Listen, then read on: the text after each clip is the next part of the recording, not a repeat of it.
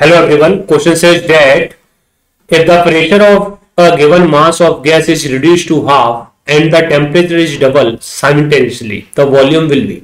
तो हम ये बोला गया कोई एक गैस है उसमें जो प्रेशर है उसका given mass of gas is reduce to half. Pressure को इन्हें क्या कर दिया है, हाफ कर दिया है. तो हमने मान लिया कि जो इनिशियली प्रेशर है वो क्या है, पी है.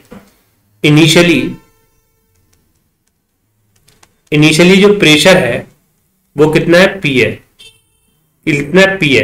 अब हम उनमें क्या किया, प्रेशर को हाफ कर दिया. तो वो हाफ किया उसको बोल देते हम पी डैश है, यानी पी डैश की वैल्यू कितना कर दिया, पी बाई 2.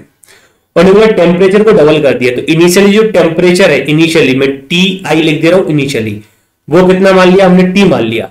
और इन्होंने टेम्परेचर को हमने क्या कर दिया है, डबल कर दिया है. तो उसे बोलने टी डैश इक्वल टू कर दिया 2t. तो इन्हें बोला कि वॉल्यूम पे क्या फर्क पड़ेगा हमें ये बताना है. तो हम उसको नाम देते हैं वी डैश, यानी हमें वी डैश निकालना है.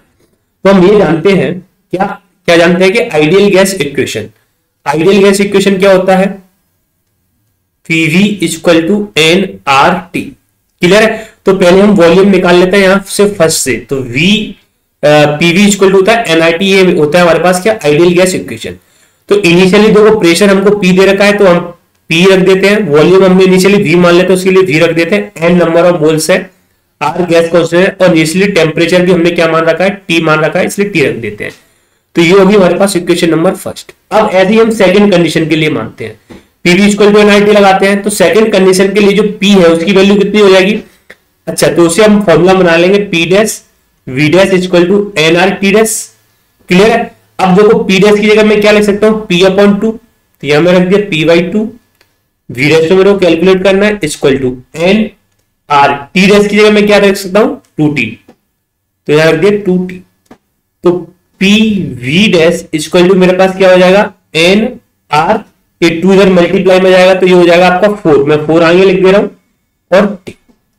क्लियर है. इसको नाम दे दिया मैंने इक्वेशन नंबर 2.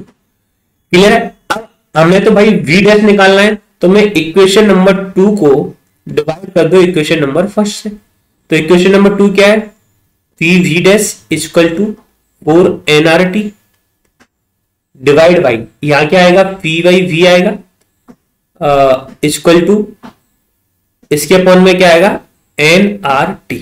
क्लियर है. ओके. तो अब यहां से देखो हम इसे और क्या लिख सकते हैं. देखो यहां P से P कैंसिल आउट हो जाएगा, एनआरटी से एनआरटी कैंसिल आउट हो जाएगा. तो V dash upon V equal to क्या आ गया, 4 आ गया. तो V डैश की इक्वल टू कितना आ गया, 4V. यानी कि जो जब आप अगर प्रेशर को हाफ कर देते हैं और ये प्रेशर को हाफ कर देते हैं और टेम्परेचर को 2 टाइम्स कर देते हैं, तो वॉल्यूम पे क्या फर्क पड़ेगा, 4 टाइम्स हो जाएगा. वॉल्यूम क्या होगा, 4 टाइम्स होगा किसका, इनिशियल वॉल्यूम का. इनिशियल वॉल्यूम क्या था, V. तो हमको ये देखना 4 टाइम्स एज बिफोर. तो ये कहा दिया है ऑप्शन नंबर सी में, इसलिए इस क्वेश्चन का करेक्ट आंसर हो जाएगा ऑप्शन नंबर सी, जहां हमें कहां दे रखा 4 टाइम्स एज बिफोर. क्लियर है. ओके. तो इस क्वेश्चन का करेक्ट आंसर हमारा ऑप्शन नंबर सी. क्लियर है. ओके. तो I hope you understood the explanation. Thank you. Good bye. Take care. Bye bye.